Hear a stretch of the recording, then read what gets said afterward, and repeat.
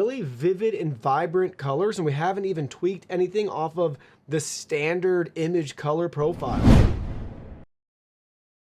Hey everyone, Digital David here. Today in this video, I'm gonna be checking out the Innocn 29-inch ultra-wide monitor. I did receive this product to review, but any opinion expressed in this video is strictly my own. That being said, if you're interested in this product, you want to find out more about it, the link to it will be in the video description. You can see the retail box and packaging right here. Check out the size of this monitor. This is a 29-inch measure diagonally IPS panel for our display, 21:9 for the aspect ratio.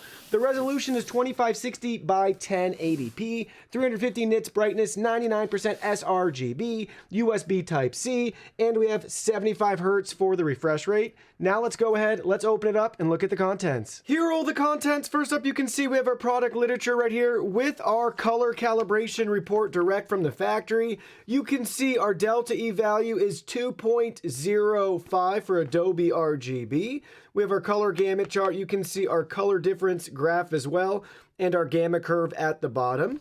Flip it over to the back side, you can see we have additional information for our sRGB average. You can see our delta E is 0.63. Same charts at the bottom as well.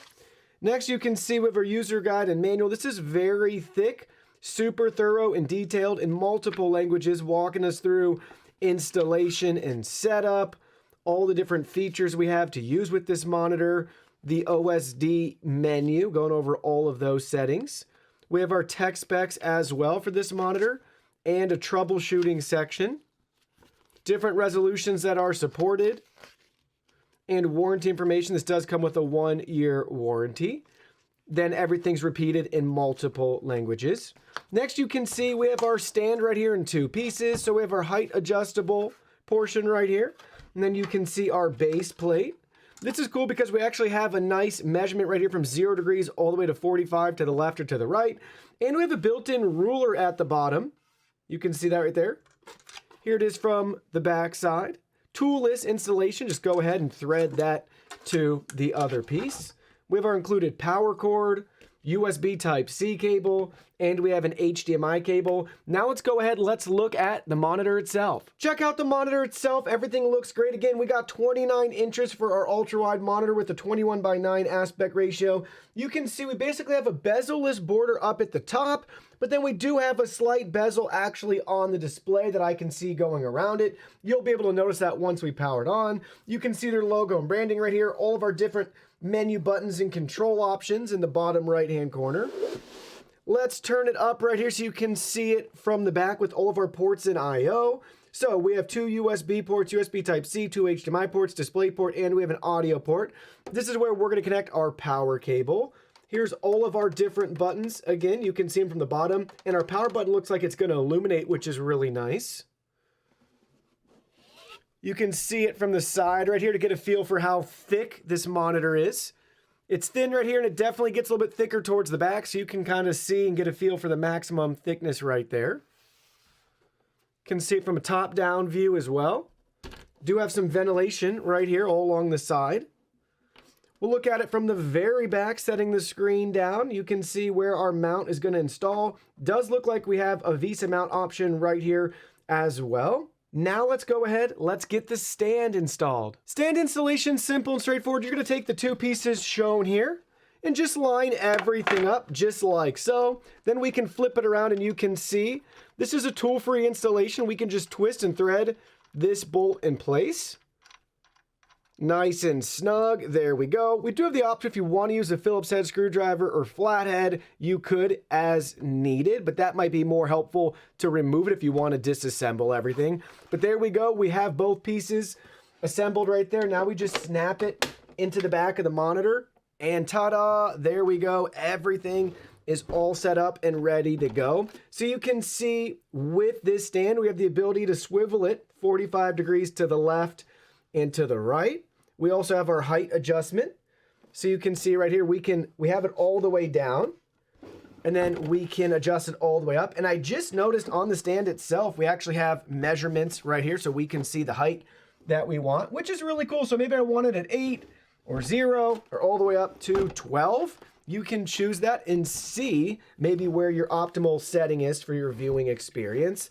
We also have the ability to tilt this, so that's our max tilt down. Maybe you can see it better from this side, and then we can tilt it up as well. So you can see the tilt down, the tilt up, how that looks, and we can adjust the height. And you may notice we have our lovely rotation option right here. So you can see we can rotate this to get that really nice portrait viewing experience as desired. We can actually rotate it the other direction as well too. So there we go. If you want to do landscape, great. If you want to do portrait, awesome. Vertical, horizontal, whatever you want, you'll be able to do that with this monitor. And we have some tilt function that way as well too. That's really nice to have, especially if you want to use this for like stream chat, maybe a spreadsheet, coding, things like that, and you want to have that nice portrait experience for viewing your display. You can do that with this monitor. Now you can see we got the monitor plugged in, powered on. First, let's go over the menu settings right here. So down at the bottom, we have all of our buttons. Let's press the home button. You can see we have our sun icon to adjust the brightness. So there you go. You can see the brightness adjustment. Next, we have our speaker and volume level right here for the built-in speakers. Next, you can see with this little link icon, we can press that. That's going to be our input signal source, so we can choose whichever one we want. And then lastly, you can see with our power button to turn the monitor off. Let's press the home button again. Now you can see all of our menu settings right here. So first up, we have our game settings. We'll just cycle through these really quickly so you can see the different options that we have. If you want to turn adaptive sync on or off, response time, refresh rate, you can see the different options there for our game settings. Now let's go back. So let's bring up the next option. You can see it's going to be our professional settings right here. So let's go into that. You can see standard mode, sRGB mode, Adobe mode, uniformity mode, our gamma adjustment. You can see we have some CT settings right there we can adjust. Sharpness, a lot of different options here for shadow, low light, hue, saturation, dynamic brightness. So a lot of settings there we can tweak as we see fit. Let's go ahead. Let's look at the next option up. It's our picture settings. So let's go into that. Brightness, contrast, DCR. You can see a lot of different options here. Contextual model. We have our aspect ratio. Let's go back.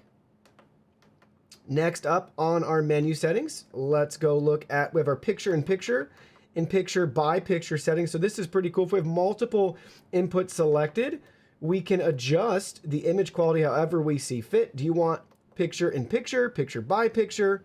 And you can choose which ones. Phone options too. So really neat that we have all those different image settings depending on what you prefer, and you can swap those as desired. So you could use this kind of as two monitors in one. All right, next up on the list, you can see our OSD settings right here. So we can change our language. We can choose when we want it to time out, the position, adjust the access for it. You can see transparency. We have our hotkey settings. 3 of them you can choose, whatever you want, which is great. And then you can see, lastly, we have our other settings down at the bottom. Let's go back to that, if we can make our way there. All right, let's go back. You can see other settings right here, so let's select into that. So again, input signal, volume, we can choose to mute, auto power. We have our eye shield reminder right there, gravity sensor, USB switch, USB power. You can see we have different options here, USB upgrade, reset, and we can view our monitor information. So check it out. You can see right now we're getting 2560 by 1080p at 60 hertz for our display. That's a quick look at the menu setting. You can see they have a lot of different options there. Pretty easy to navigate with just a couple of buttons to move the arrows around, but you can find all the settings that you need right there. Now you can see up on the screen right now, we have our advanced display settings within Windows, and we have the monitor selected at 75 Hertz. Again, that is what they advertise, that we can get up to 75 Hertz. For us, when we plugged it in, it defaulted to 60 Hertz, but it's really easy to change in your Windows display settings to get 75 Hertz for your refresh rate. Now with the display at 75 Hertz, you can see on our screen right now different FPS values at that refresh rate and how they look. So this gives you a nice picture of showing you the importance of having a higher refresh rate monitor for any sort of motion intensive movement. Really just think about gaming in those first person shooters. So we have our 19 FPS value at the bottom at 75 Hertz. You can see not having a lot of frames causes it to sputter and the alien looks like it's shaking back and forth. Same can be said at 38 FPS as well too. So you can see it looks a lot better because we have twice the FPS value of 19.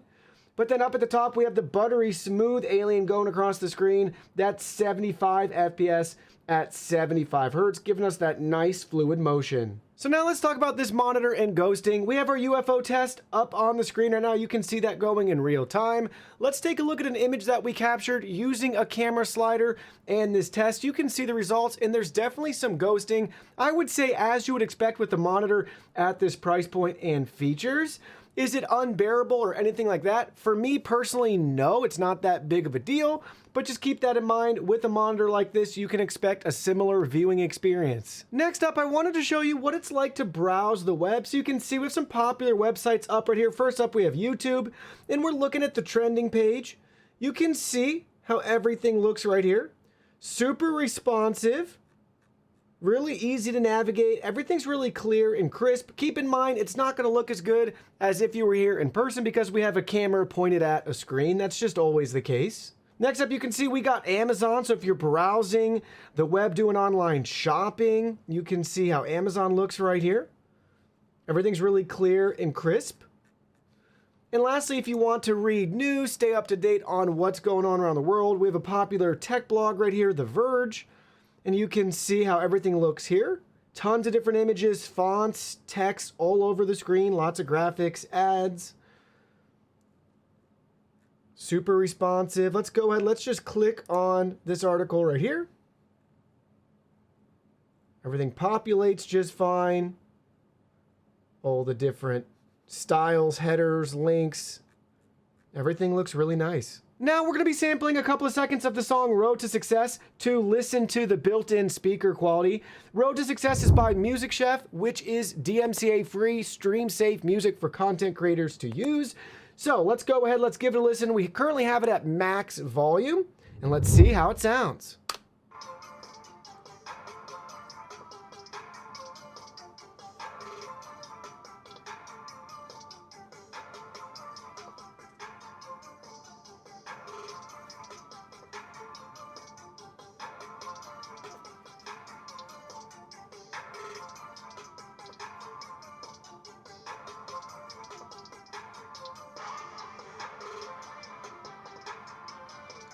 So with that sample, from what I'm hearing, it's very faint, and I would say I would like definitely some more power coming out of the speakers for this particular monitor. It's just not very loud. It's not going to fill the room or anything like that. It might help if your monitor's up against a wall because they are angled slightly down a little bit, so that might play into giving you a slightly better listening experience. They're on par with what you can expect for budget-friendly monitor speakers. They're never going to be that great anyways. And I'd always rather have speakers and not need them than need built-in speakers and not have them. Now it's time for one of my favorite tests. We're going to be testing out the input lag on this monitor. Now keep in mind, input lag is different from response time. I thought this monitor had a 4 millisecond response time, but I don't know where I got that number from, and I can't find any additional information letting us know from the product listing or the user guide manual what its response time is. Now, response time is the amount of time it takes a pixel to change from one color to the next, whereas input lag is the amount of time it takes the monitor to display a received signal. So, we got our signal coming through right here. Let's see the delay with our input lag. So you can see right around 1.3, 1.6, 1.7 milliseconds, right around 1.6 milliseconds for our input lag. Not bad at all. Next up, you can see we conducted a DisplayCal test here to see our coverage and volume. So for different profiles, you can see first up we have sRGB showing 99.8% for our coverage. They advertise 99%, so we're right within that range. In fact, we overachieve a little bit. If you're wondering about the volume, you can see 139.5% for our sRGB. Next up, you can see for Adobe RGB, we got 82.3% for our coverage and 96.1% for our volume. And lastly, for DCI-P3, we got 96.2% for our coverage and we got 98.8% for our volume. You can see we got Forza 5 playing right now. Check it out. Everything looks great, especially in this low light environment for our game as we're driving at night. 75 hertz. It's way more fluid than I thought it would be for a driving game. I'm not seeing any sort of like tearing, sputtering, staggering. It's doing a really good job. Again, better than I thought it would. And pay attention, with this wider screen, we can see more of the game in level as well. It's really nice. You can see more of your environment. It helps for driving, seeing what's ahead in the course, maybe to your left or to your right. Same with the shooting game. You can see more of your environment to find your opponent or your loot, things like that. But check out that quality. Next up, you can see we got Rainbow Six extraction here. Check it out. Everything looks great. Different lighting environments. See the blacks and the dark colors as well as the light and how they all mix on this display.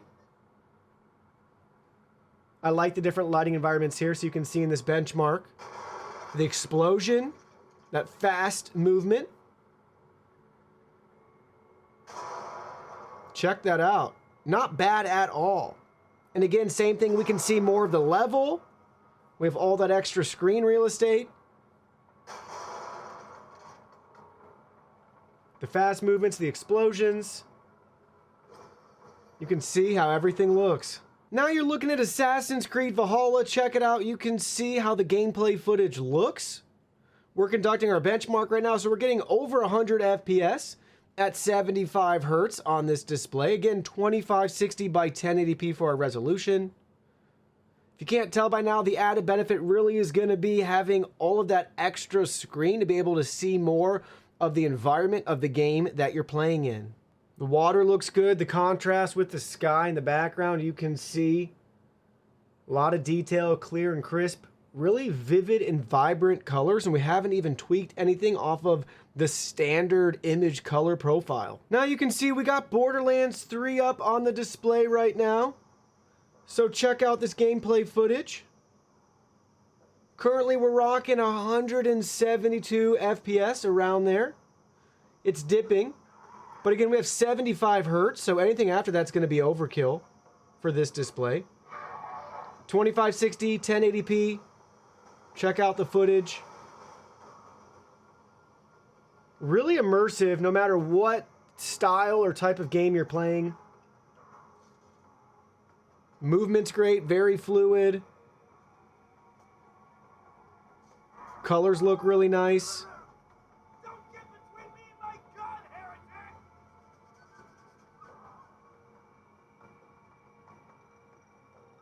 Everything's looking really good.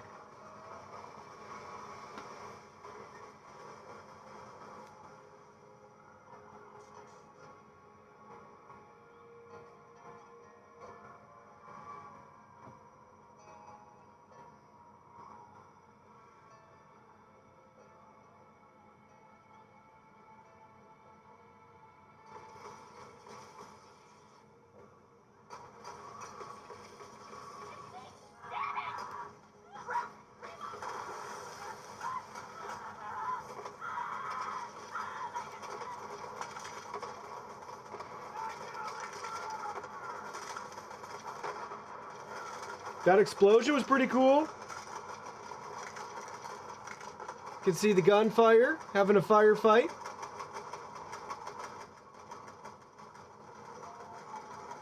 Lot going on. It's doing a good job. Now let's talk about this monitor and next-gen consoles. You can see we have a PlayStation 5 right here, And you can see our resolution options up on the display. We have 720 or 1080. It's up to you. You can choose. But this does not support 4K because this isn't a 4K monitor.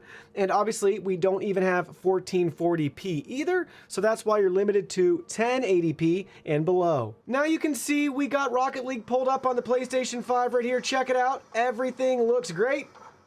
Boom, we got a goal, baby. Okay, I know, it's just practice mode, but I wanted you to know that the PlayStation 5 will support taking advantage of that 2560 by 1080p resolution for your games. Now let me share with you my final thoughts in regards to this Innocn 29-inch ultra-wide computer monitor. First thing I want to say is I always say this about any computer monitor, I want to have better resolution, better speakers, and better built-in stand.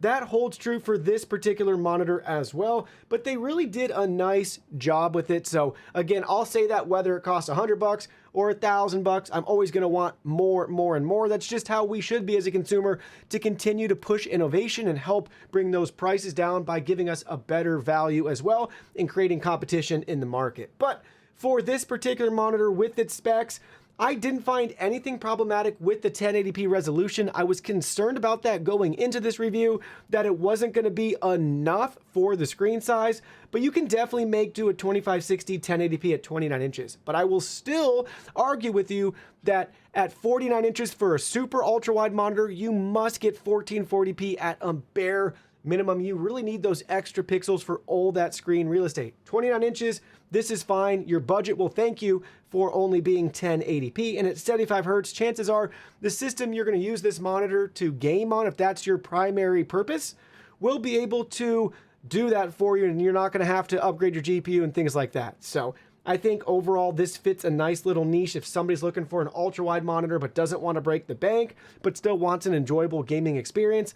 That's what's going to be found with this particular monitor. In regards to color accuracy, what they advertise for the most part is true, so keep that in mind if you're going to be using this because you're a colorist or anything along those lines. Where it really excels is what you can see right here with our two windows open and not having any sort of bezel dividing them in the middle. If you're a video editor or maybe you want to do some graphic design work, you'll appreciate being able to stretch your project across the whole display without anything in the middle taking away from it. So you'll really enjoy that extra screen real estate. Or again, accountant, or you're into coding, you want to flip this vertical, give you that nice portrait viewing experience, you'll appreciate having all the extra screen real estate. Don't forget about picture-in-picture and picture-by-picture as well. If you want to connect two devices to this at the same time, you'll enjoy having that feature set. Overall, really impressed with it. There is one thing I feel like it's lacking, and that was a USB cable. I actually didn't have any of these USB cables laying around my studio here, and I have tons of cables that I keep, so I really wish that we did receive one. I even double checked in the box. I did not get one with this monitor, so I'm assuming that's pretty typical for everybody that gets this one, but I would rather them ditch the HDMI cable because most people by now have an HDMI cable and give us that USB cable so we can take advantage of those two USB ports. But it's very feature rich for the price, and I would say it's actually a pretty solid choice. Couple things you might want to know too. Do you need to have a curved screen with this ultra wide? I would say no. The flat screen is fine. It's not going to make or break your viewing experience at this 29-inch size to have it curved or not. Again, I would argue for the larger super ultra wides at 49 inches and beyond or whatever, then you're going to want to have that curvature to help enhance your viewing experience. But overall, count me impressed. I wasn't sure how I was going to feel about this monitor after the fact, but I've really enjoyed using it, and I look forward to continuing to use it here in the studio. I got an idea planned for it, probably going to end up using it for my stream chat.